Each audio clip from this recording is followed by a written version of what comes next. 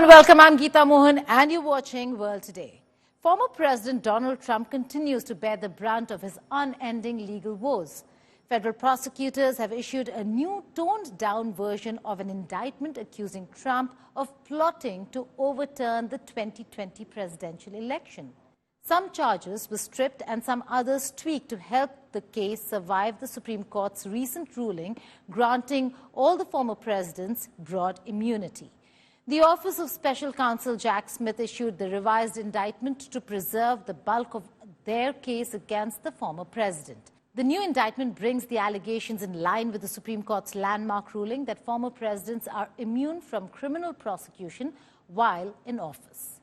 It kept the basic structure of the first indictment, issued nearly 13 months ago, which accused Mr. Trump of involvement in plots to overturn the results of the 2020 election. The tone of the new charges was apparent from the first paragraph of Mr. Smith's filing, which described Mr. Trump as a candidate for President of the United States in 2020. The original indictment had referred to him as the 45th President of the United States and a candidate for re-election in 2020. The reworked case unfolding in Washington, D.C. is one of 4 indictments against Trump. Only one of these 4 cases, however, has culminated in a conviction. In May, Trump was found guilty of 34 charges of falsifying business records in New York. Even that verdict has been thrown into potential legal limbo as a result of a recent Supreme Court immunity verdict. This comes in the middle of Trump's full-fledged presidential campaign, which will undoubtedly turn out to be a problem for the GOP, that's the Grand Old Party. Prosecutors also included several of Trump's posts to Twitter, now known as X, in relation to the January 6th rally and wrote that the former president often used his social media account for personal purposes and to cause friction.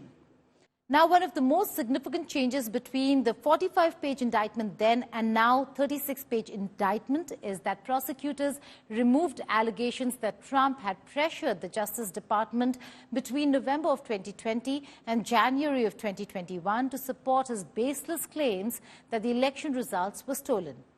However, the central charges remain identical to the first version of the indictment, that Trump entered into a conspiracy to defraud the United States.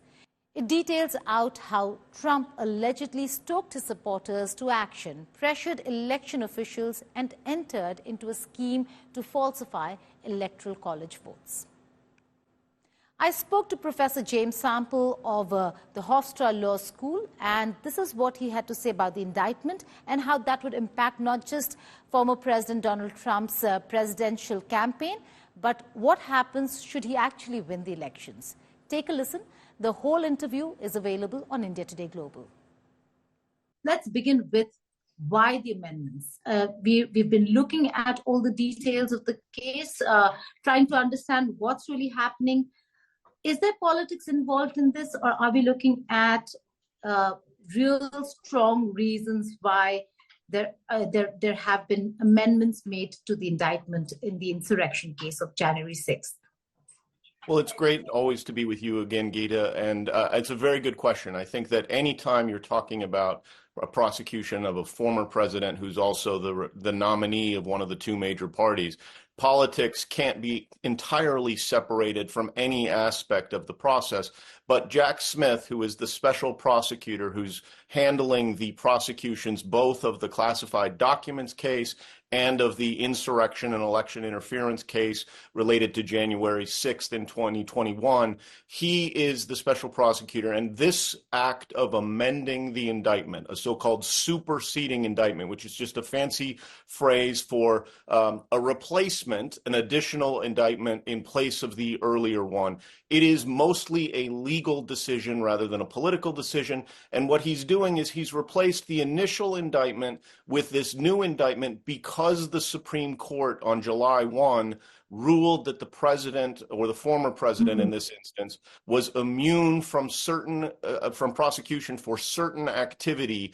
And so he's had to circumscribe, he being Jack Smith, circumscribe and cut out some of the material that was in the initial indictment.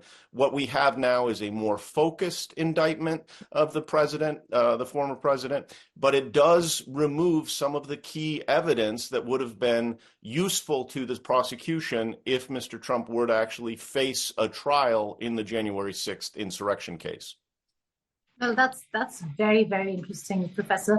But then again, in terms of process, the fact that it's more focused, the fact that the amendments have changed a lot of things and are now aligned with what the Supreme Court ruling really was, what does this mean for the process itself? Will that be, will the pace of this indictment and the judicial process really be faster now, or will it take its own course and let the elections of the November 5th follow through before we can actually see some ruling on this matter? Because we'll go to the other one, which is on the 17th of September. But on this case, do you think it'll be after the 5th of November, or is a focused, more amended indictment really going to take it through to sentencing or trial or whatever that may be before the 5th of November?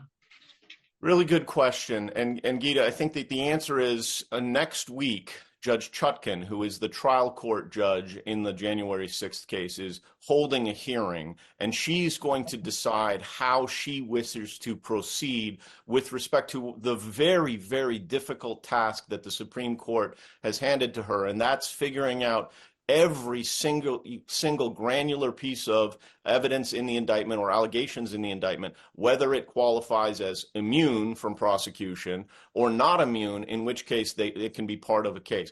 There is no chance, I think, unfortunately, there's no chance that this will be tried in any meaningful way prior to the election in November.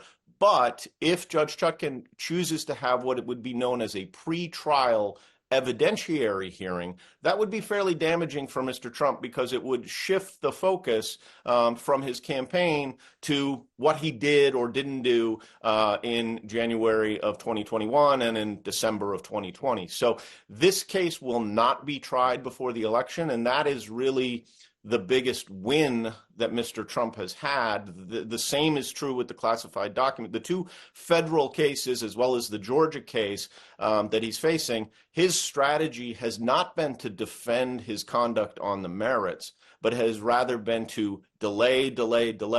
His real goal is to win the election, because if he wins the election, then as president, he will be in charge of the Department of Justice, the federal cases, and he will dismiss them. He'll drop them. It's a rare power that you have. And up until July 1, presidents never had this immunity before. This is a new development, and I would argue not a positive development for the United States in terms of the rule of law. But to be able to delay the process the way he has, to be able to carve out acts as immune even when he was breaking the law, and then potentially to be in a position to drop the case against yourself, that's a combination of powers that not many criminal defendants have in history have ever had. Professor Sample, thank you so much for joining us. That's Professor James Sample from Hofstra Law School, joining us to explain to us what's really happening in the United States of America. How much of a trouble is Donald Trump really in, and will that impact his presidential run? As also, should he win the presidency, will he continue or will he be able to run the country as president? Thank you so much for joining us over here on India Today.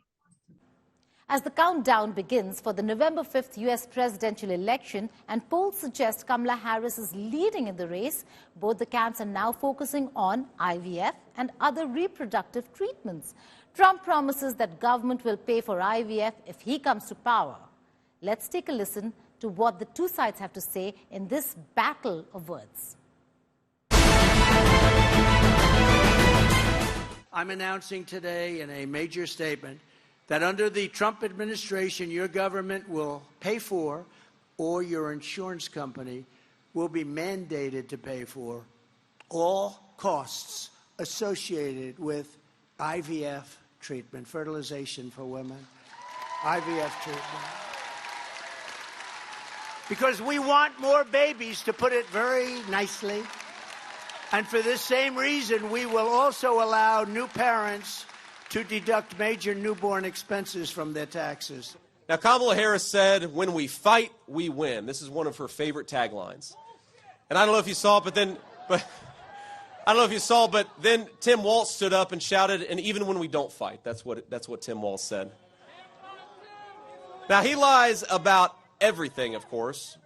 He calls me weird, but then he lies about how his kids were conceived. Who does that? That's just the weirdest thing I've ever seen.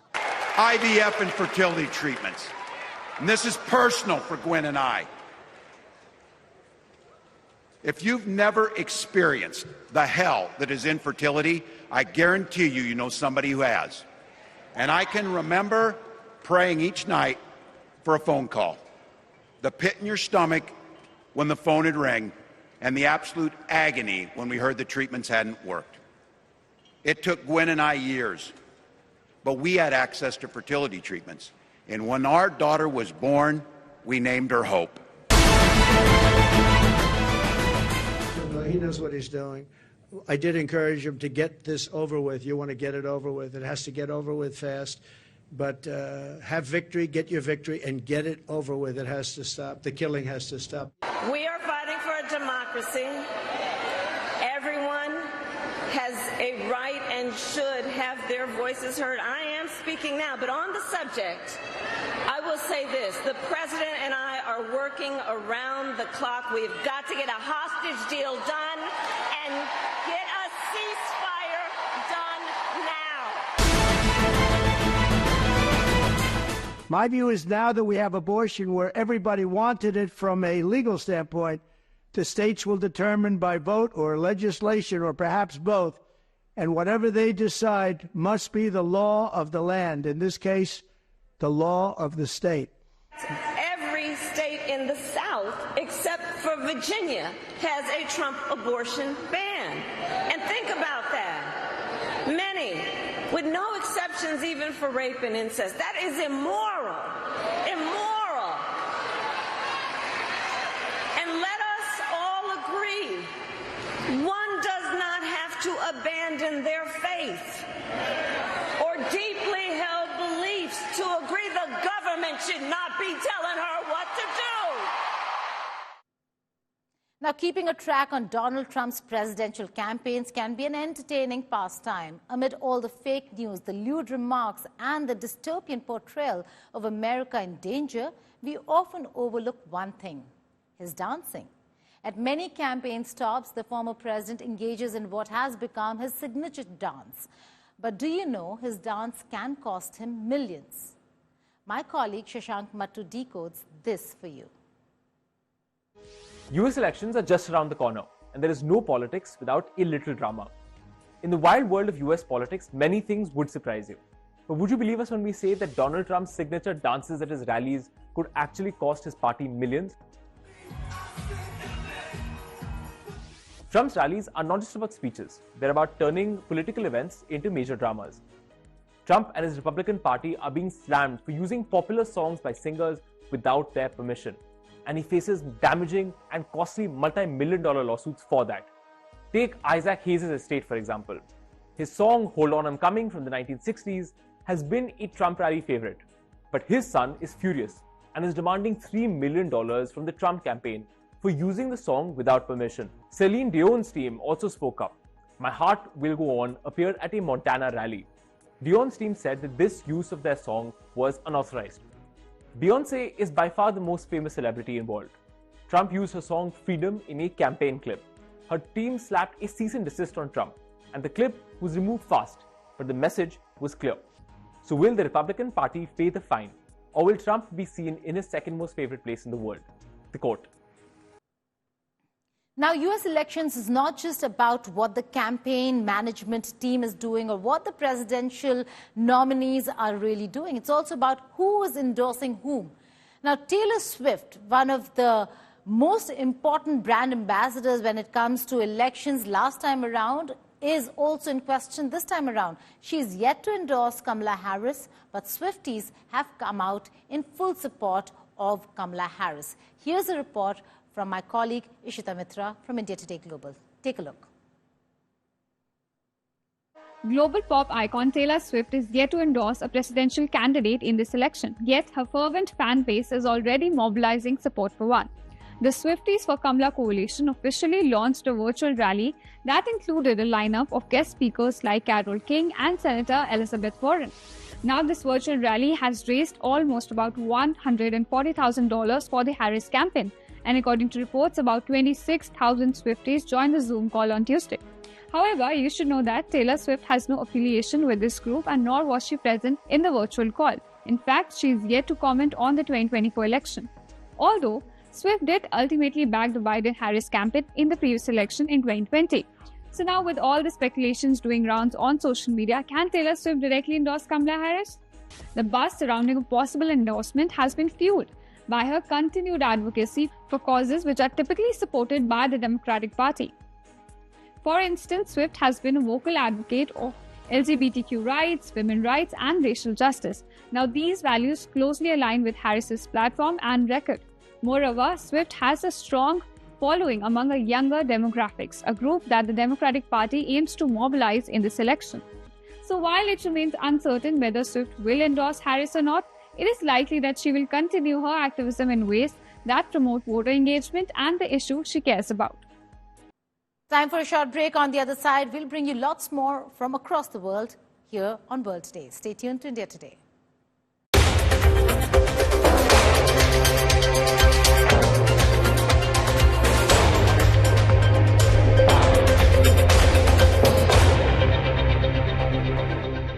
Now, there's a lot of pressure from the international community for a ceasefire in the Israel-Hamas war. There is a lot of pressure within Israel for Prime Minister Netanyahu. Is he in trouble? There are a lot of political dynamics at play. We'll explain over here on what really is the situation on the ground and the pressures for Benjamin Netanyahu. Take a look at this report that I filed some time ago. The Israel-Palestine war has been raging on for almost a year now. After 324 days of fighting, 41,081 Palestinians and 1,139 Israelis have been killed so far, and over 1 lakh have been injured. Damage to property and infrastructure has also been immense. Despite concerted international efforts and appeals for a ceasefire and resolution of the conflict, along with biggest strategic ally, the US also pushing for the same, no positive outcomes have been achieved. So is Israeli Prime Minister Benjamin Netanyahu dragging out the Gaza war primarily to ensure his political survival in Israel? Now that's the big question we're posing today. If that is the case, he seems to be heading towards trouble. Not only is the domestic political situation in Tel Aviv turning against Netanyahu and his position in Gaza, the judiciary is probing allegations of corruption against him. His military strategy is failing as Israel's defenses are being penetrated and Israeli territory being breached. Also, Israeli protests now are calling for return of hostages, and there is a call for fresh elections that is now gaining momentum, serious momentum in the country. While an increasingly strong right wing is bad news for the war in Gaza, Netanyahu's refusal to give them more space in decision-making has turned them against him. On the other hand, the centrist and liberal Zionist party, Yesh Atid, led by the current opposition leader and former Prime Minister Yair Lapid, which supports a two-state solution to the Israel-Palestine conflict, is also speculating joining the alliance with the right wing. A national poll survey found that if elections were held in early August, the current coalition would fall and the National Unity Party under Benny Gantz would be in the lead, but by just 1 seat. Netanyahu was also seriously lagging behind former Prime Minister Naftali Bennett. While Bennett has a 41% approval of Israelis, Netanyahu has only 28%.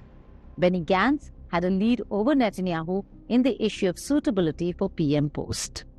Netanyahu had come to power in June 2023 with great difficulty amidst the government's assault on the country's democratic system.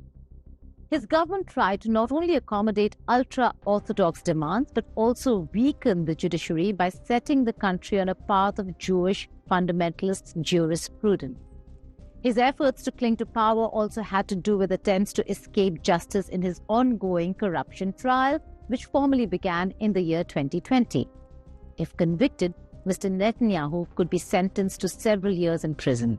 His popularity had been dwindling since the war in Gaza, and the subsequent exit of the National Unity Party from the government has made matters worse. A large majority blames him for the catastrophic failure of defense that resulted in the October 7th attack. Netanyahu has also long been criticized for his failure to form a strategy for the Gaza war and the indecision on Rafah operation. Instead, he has now been involved in an extended war, not only with Hamas, but also with Iran and with the Hezbollah in Lebanon. In an anti-government protest in Tel Aviv in March, an interesting guest had made an appearance, a talking puppet of Prime Minister Benjamin Netanyahu. Clearly, domestic and international political situation is going against Netanyahu. For the time being, however, Netanyahu is sure to feel the heat of the increasing pressure from all sides and take decisive actions on the war itself, and that too soon enough, or he will suffer the consequence. Telegram boss and founder Pavel Durov has been placed under formal investigations in France as part of a probe into organized crime on the messaging app. The Russian-born billionaire, who is also a French national, was granted bail on conditions. Here is a report. Telegram founder and CEO Pavel Durov was granted bail by the French court after he was arrested at Paris airport. Durov, who's under formal investigation, was granted bail on the conditions of payment of 5 million euros, reporting to the police twice every week, and not leaving France. The Russian billionaire is being investigated for not cooperating with law enforcement on issues of drug trafficking, money laundering, and circulation of child abuse material. Telegram has also come under scanner for its usage by terrorist groups and far-right extremists. The Kremlin hopes that it does not turn into political persecution.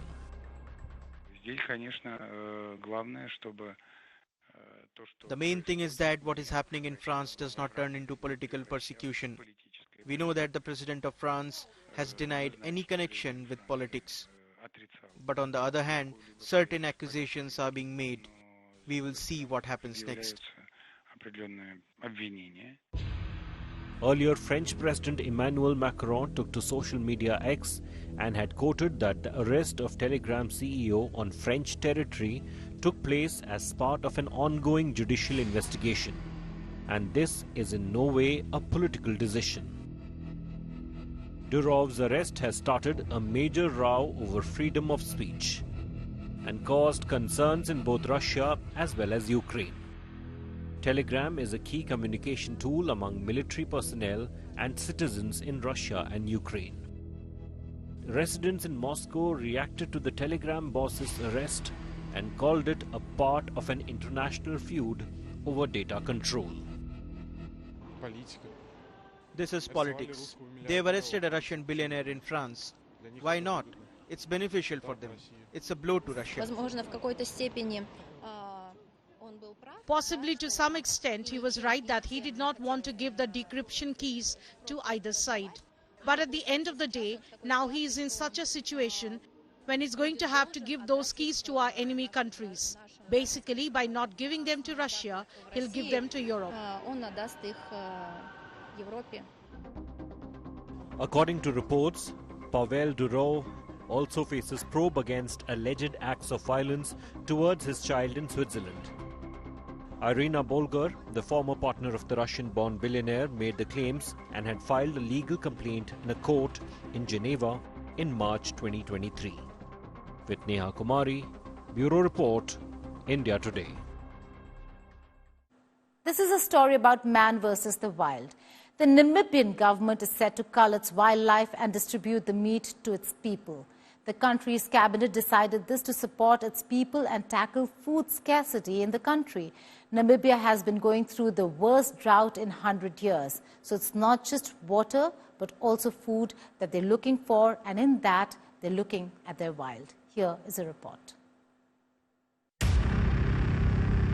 Namibia, a country in southern Africa, is planning to cull 723 wild animals and distribute the meat to people who are struggling to feed themselves.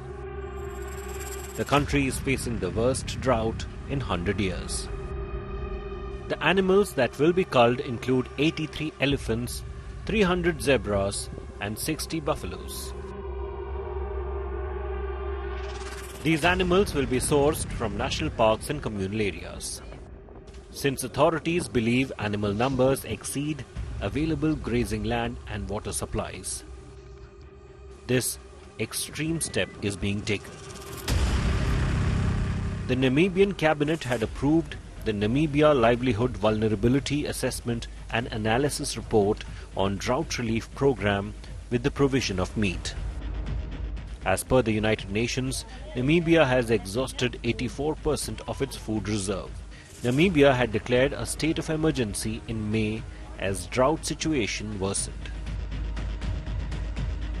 Southern Africa is home to more than 200,000 elephants. The country is struggling with drought driven by El Nino effect. With Mahashweta Lala, Bureau Report, India Today.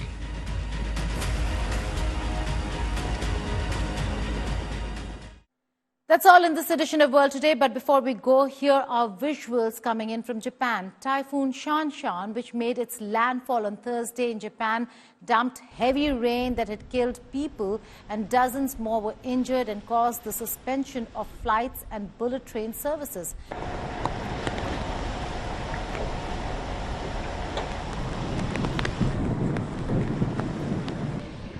Shanshan, the 10th typhoon of the year, has brought strong winds and torrential rains across large swaths of the country, disrupting businesses and transportation services.